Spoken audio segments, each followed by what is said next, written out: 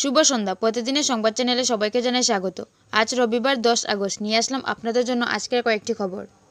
থামবে ইউক্রেন যুদ্ধ, Trump Putin আসন্ন বৈঠকে স্বাগত জানিয়ে কি বলল ভারত। আগামী 15 আগস্ট আলকাশায় বৈঠক মার্কিন প্রেসিডেন্ট ডোনাল্ড ট্রাম্প এবং রুশ প্রেসিডেন্ট ভ্লাদিমির পুতিনের। জেনে নিন এই খবরের বিস্তারিত। শুল্ক চাপ, পরমাণু যুদ্ধের হুঁশিয়ারির আবহে অবশেষে মুখোমুখি বৈঠকে বসতে রাজি বিশ্বের দুই শক্তিধর রাষ্ট্রের দুই রাষ্ট্রপ্রধান।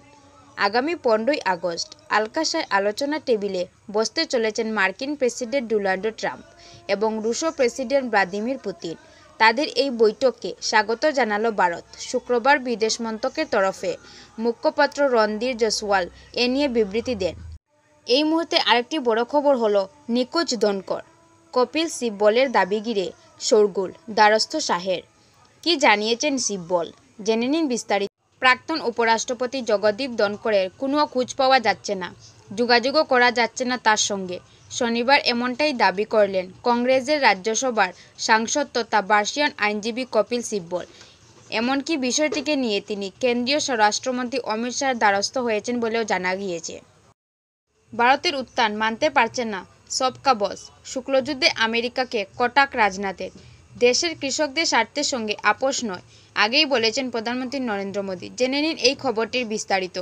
ভারতের বিরুদ্ধে কার্যত শুল্কযুদ্ধ ঘোষণা করেছে মার্কিন প্রেসিডেন্ট ডোনাল্ড ট্রাম্প।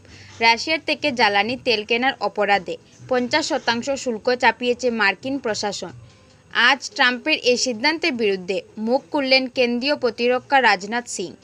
তিনি বললেন, বিশ্বশক্তি হিসেবে ভারতের উত্থানকে স্বাগত জানাতে রাজি নয় সবকা বস, সবার মালিক। অপারেশন সিন্দুরে পাকিস্তানের 6টি যুদ্ধবিমান ধ্বংস, দাবি বায়ুসেনা প্রধানের। ভূমি থেকে আকাশে হামলা চালিয়ে ধ্বংস করার সবচেয়ে বড় রেকর্ড। ভূমি থেকে আকাশে হামলা চালিয়ে ধ্বংস করার সবচেয়ে বড় রেকর্ড তৈরি হয়েছে অপারেশন সিন্দুরের সময়।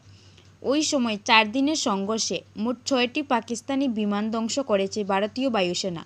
এর মধ্যে 5টি পাকিস্তানি যুদ্ধবিমান এবং 1টি পাকিস্তানের সামরিক বাহিনীর বড় বিমান। শনিবার বেঙ্গালুরুর এক অনুষ্ঠানে এমনটাই জানালেন বায়ুসেনা প্রধান এয়ার চিফ মার্শাল অমর। দিল্লিতে টানা বর্ষণে মৃত্যু 8 জনের, জারি রেড অ্যালার্ট। টানা বৃষ্টিতে বিপর্যস্ত রাজধানী দিল্লি। শুক্রবার রাত থেকে শুরু হওয়া বৃষ্টি শনিবারেও থামেনি।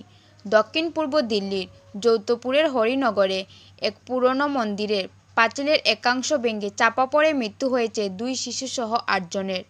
টানা বর্ষণে রাজধানীর নানা গুরুত্বপূর্ণ রাস্তায় জল জমে সৃষ্টি হয়েছে তীব্র যানজট। এরই মধ্যে আইএমডি গোটা দিল্লিতে জারি করেছে লাল সতর্কতা অর্থাৎ রেড অ্যালার্ট। ভিডিওটি ভালো লাগলে ভিডিওটিকে একটি লাইক ও প্রতিদিনের খবর জানার জন্য চ্যানেলটিকে সাবস্ক্রাইব করে বেল নোটিফিকেশন অন করে রাখুন, যাতে আমার দেওয়া প্রত্যেকটি ভিডিও আপনাদের কাছে খুব সহজ